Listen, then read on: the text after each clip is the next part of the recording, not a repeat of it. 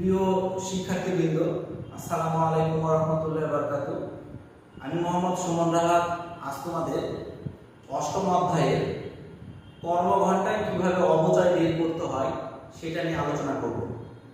এর আগে আমরা আলোচনা করেছি সরলরৈখিক, স্থির কিস্তি পদ্ধতি, ক্রমহ্রাসমান জের পদ্ধতিতে কিভাবে অপচয় বের করতে হয়।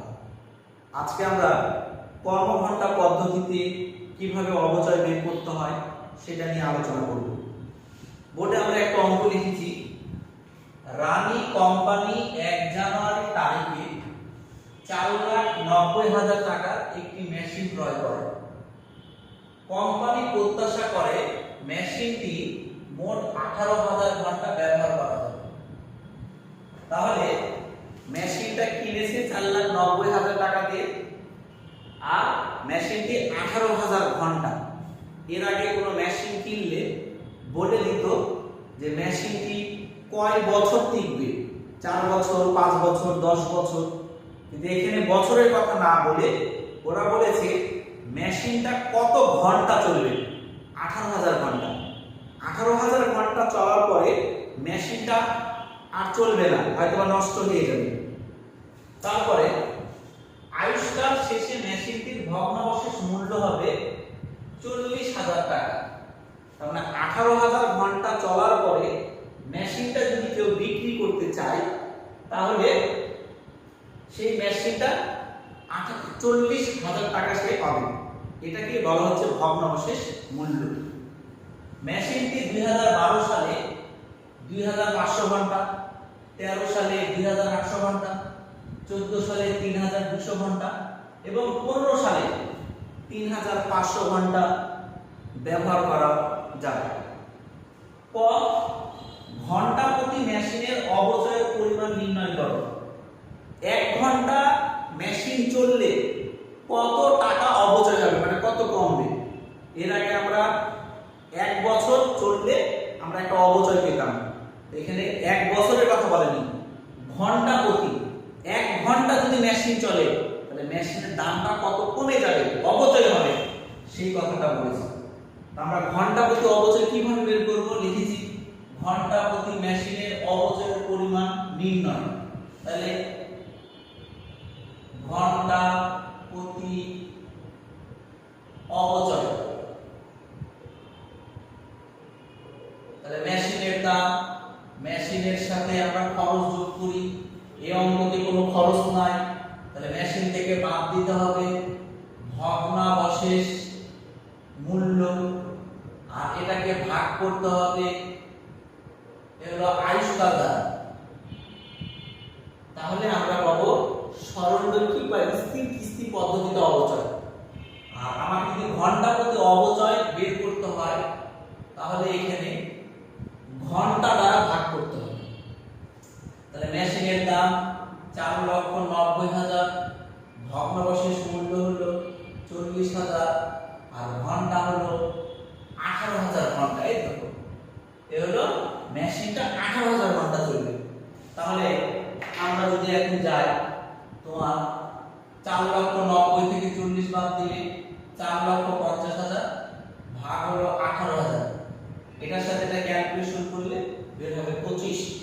অর্থাৎ 1 ঘন্টা যদি মেশিনটা চলে তাহলে 25 টাকা দাম কমে যাবে।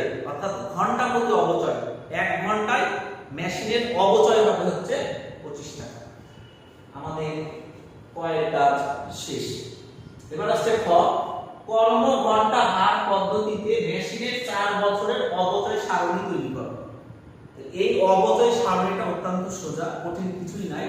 তাহলে আমরা যাই, খ লিখে ফেললাম, কর্ম ঘন্টা হার পদ্ধতিতে মেশিনের 4 বছরের অপচয় সারণী তৈরি করা হবে।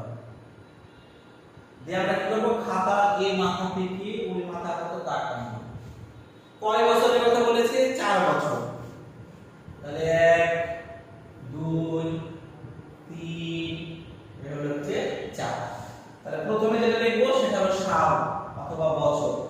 তাহলে অঙ্কটা শুরু হয়েছে কত, 2012, 2013, 2014, 2015। এবার এখানে কি, এখানে লিখতে হবে আমাদের মেশিনটা কোন সালে কতক্ষণ চলেছে, অর্থাৎ কর্ম ঘন্টা।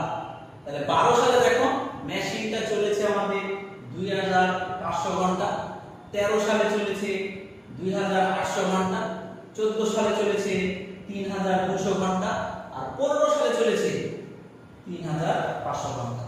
অর্থাৎ কর্ম ঘন্টাতে আমরা সবগুলো বসিয়ে ফেললাম কোন বছরে কত ঘন্টা মেশিন চলেছে। এবার এখানে লিখব ঘন্টা প্রতি অবচয়। তাহলে বলো তো 1 ঘন্টা, ঘন্টা প্রতি অবচয়, তাহলে 1 ঘন্টায় অবচয় হয়েছে কয় টাকা? 25 টাকা। তাহলে 1 ঘন্টায় যদি 25 টাকা হয়, তাহলে 2012 সালে মেশিনটা চলেছে কত? 2500 ঘন্টা। তাহলে 2500 সাথে 25 গুণ করলে আমরা অবচয় পেয়ে যাব। তাহলে আমরা যদি যাই, তাহলে 2500 গুণ 25, তাহলে হচ্ছে 62500। 13 সালে 2800 ঘন্টা, তাহলে ঘন্টা প্রতি অবচয় 25, তাহলে 2800 গুণ 25, তাহলে 70000 টাকা হলো অবচয়। 14 সালে হলো 3200 ঘন্টা গুণ হলো 25, তাহলে আমাদের আসছে 80000 টাকা। অর্থাৎ 3200 সাথে 25 গুণ, তাহলে 80000 টাকা। এবার 15 সালে কয় ঘন্টা চলেছে? 3500 ঘন্টা, 3500 গুণ হলো 25, তাহলে 87500। এই প্রিয় শিক্ষার্থীবৃন্দ, আমরা এখানে কর্ম ঘন্টা হার পদ্ধতিতে অবচয় বের করলাম। একদম সোজা এটা। প্রথমে বসাতে হবে সাল, তারপর হলো কর্ম ঘন্টা, কোন সালে কত ঘন্টা মেশিনটা চলেছে, আর ঘন্টা প্রতি অবচয় 1 ঘন্টায় কত। তাহলে 1 ঘন্টায় 25 টাকা হলে 2500 ঘন্টায় হচ্ছে 62500। 1 ঘন্টায় 25 টাকা হলে 2800 ঘন্টায় হচ্ছে 70000। 1 ঘন্টায় 25 টাকা হলে 3200 ঘন্টায় হচ্ছে 80000। 1 ঘন্টায় 25 টাকা হলে 3500 ঘন্টায় হচ্ছে 87500। অর্থাৎ এইটার সাথে এটা গুণ করে পেয়ে গেলাম। এটাকে বলা হচ্ছে কর্ম ঘন্টা হার পদ্ধতিতে মেশিনের 4 বছরের অবচয় সারণ। এই 4 বছরের আমরা অবচয় পেয়ে গেলাম। তো আশা করছি তোমরা এটা বুঝতে পেরেছো।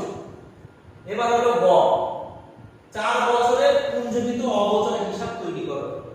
তোমরা জানো, এর আগে শিখে আসছো যে অবচয় আমরা যদি জাবেদা করি, দেখো এখানে এটা আমি লিখে ফেললাম। যদি আমরা জাবেদা করি, তাহলে আমরা জানি 1 বছরে 3টা জাবেদা হয়। প্রথম জাবেদাটা দিয়ে আমরা মেশিনের জন্য তোমার জানুয়ারি মাসের 1 তারিখ মেশিন ডেবিট, নগদান হিসাব হচ্ছে ক্রেডিট। তারপরে অবচয় দিয়ে আমরা ডিসেম্বরের 31, আর অবচয়ের জন্য আমরা বলেছি জাবেদা হবে 2টা। তাহলে একটা হবে কি অবচয় হিসাব ডেবিট, পুঞ্জীভূত অবচয় হিসাব হচ্ছে ক্রেডিট। তারপর এটা আবার আয় বিবরণ ডেবিট, অবচয় হিসাব দিয়ে হচ্ছে আমরা ক্রেডিট। আমরা বলেছি 1 বছরে 3টা জাবেদা হবে।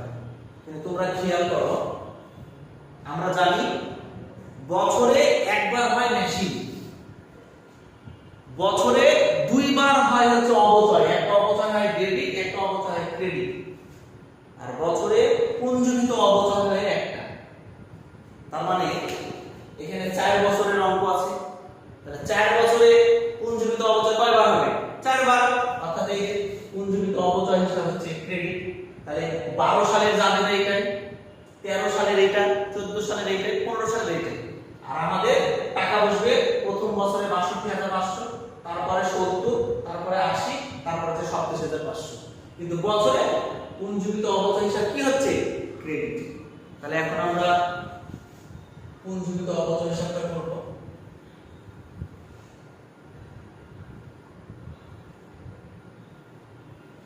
দেখো তাহলে হলো গ পুঞ্জীভূত অপচয় হিসাব।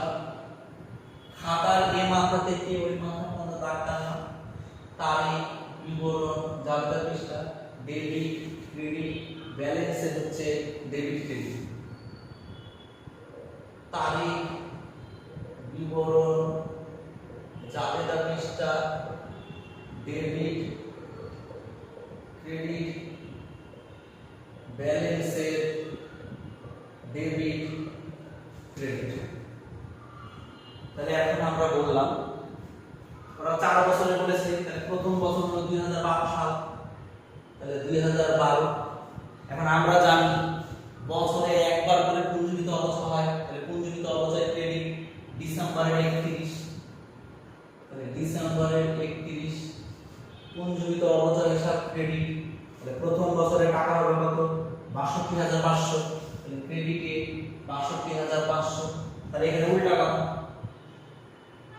হলো অবচয় হিসাব। তাহলে এটা কি প্রথম বছর হলো। আচ্ছা, এবার এই টাকাটা ব্যালেন্সে করে নিতে হবে, তো এটা আমরা পরে নিচ্ছি। তারপর হচ্ছে 2013 সাল, বলো তো আবার এই চারটায় যাবে না, তাহলে আবার কি পুঞ্জীভূত অবচয় ক্রেডিট। তাহলে এখানে লিখতে হবে ডিসেম্বরের 31, 2013 সালে অবচয় হয়েছে কত? ৭০,০০০। তাহলে এখানে উল্টা কথা কি? অবচয়। 2013 পরে এবার আমাদের 2014 সাল আবার ডিসেম্বরের 31, তাহলে আবার এই যাবে দেয় পুঞ্জীভূত অবচয় হলো ক্রেডিট কত? ৮০,০০০। এ হলো ৮০,০০০। তাহলে এখানে উল্টা কথা অবচয় হিসাব। 3 বছর হলো, এবার হলো 2015 সাল আবার ডিসেম্বরের 31 পুঞ্জীভূত অবচয় হলো ক্রেডিট ৮৭,৫০০। তাহলে এখানে উল্টা কথা কি? অবচয় হিসাব। দেখো আমরা কিন্তু 4 বছরেরটা বসিয়ে ফেললাম। তো তোমরা যারা জাবেদাটা এর আগে দেখোনি, আমার প্রথম যে ক্লাসটা আছে সেটা অবশ্যই দেখে নিবা, ওইখানে জাবেদা সম্পর্কে বিস্তারিত আলোচনা করা আছে। এবার আমরা খাতা এই মাথা থেকে মাথা পর্যন্ত দাগ টেনে নিলাম। এবার আমরা ব্যালেন্সের ঘরে যতক্ষণ পর্যন্ত না যাব ততক্ষণ পর্যন্ত কিন্তু আমরা অঙ্ক হবে না। তাহলে ব্যালেন্সের ঘরে যদি আমরা যাই, তাহলে প্রথমে একটা ক্রেডিট আছে, ক্রেডিটের ঘরে ৬২,৫০০। দেখো এটাও ক্রেডিট এটাও ক্রেডিট, তাহলে আমরা জানি ক্রেডিট যোগ করতে হয়।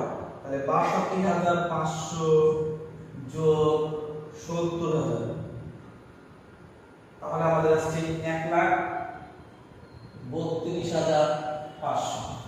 এবার দেখো এটাও ক্রেডিট এটাও ক্রেডিট, যোগ ৮০,০০০, তাহলে ২,১২,৫০০। এবার দেখো এটাও ক্রেডিট এটাও ক্রেডিট এটাও ক্রেডিট, যোগ ৮৭,৫০০। এ হলো ৩ লক্ষ টাকা। তাহলে 4 বছরের পুঞ্জীভূত অবচয় হলো কত? 3 লক্ষ। তাহলে আমরা কি বলেছি? প্রথমে যেটা আছে ক্রেডিটের টাকাটা, সেটা ক্রেডিটের ঘরে চলে গেল। এবার এই ক্রেডিটের সাথে এই ক্রেডিটকে যোগ, কারণ আমরা জানি ক্রেডিট যোগ হয়, ডেবিট যোগ হয়, ডেবিট ক্রেডিট হলে বিয়োগ হয়। এখানে তো ডেবিট ক্রেডিট না যে আমরা বাদ দিব, তাহলে আমাদের কি করতে হবে? এই ক্রেডিটের সাথে ক্রেডিটকে আমরা কি করলাম? যোগ করলাম, দিয়ে হলো ১,৩২,৫০০। এর সাথে আবার ৮০,০০০ কে যোগ করলাম, ২,১২,৫০০। এর সাথে আবার ৮৭,৫০০ কে যোগ করলাম, এ হলো ৩ লাখ। তো প্রিয় শিক্ষার্থীবৃন্দ, আমি আশা করছি তোমরা হয়তোবা বুঝতে পেরেছো। যদি তোমাদের বুঝতে অসুবিধা হয় বা কোনো সমস্যা হয়, তাহলে আমাকে অবশ্যই কমেন্ট করবা, আমি ইনশাআল্লাহ তোমাদেরকে আবার বুঝিয়ে দেব। তাহলে আমরা আজকে শিখলাম যে ঘন্টা প্রতি অবচয় কিভাবে বের করতে হয়, আর ঘন্টা প্রতি অবচয়ে অর্থাৎ কর্মঘন্টা অনুযায়ী কিভাবে অবচয় সারণী তৈরি করতে হয়। এটা কিন্তু ক্রমরসমানের মতো না, অনেক সোজা। আর 4 বছরের পুঞ্জীভূত অবচয় কিভাবে বের করতে হয়। তো প্রিয় শিক্ষার্থীবৃন্দ, আজ এই পর্যন্তই। আসসালামু আলাইকুম ওয়া রাহমাতুল্লাহি ওয়া বারাকাতুহু।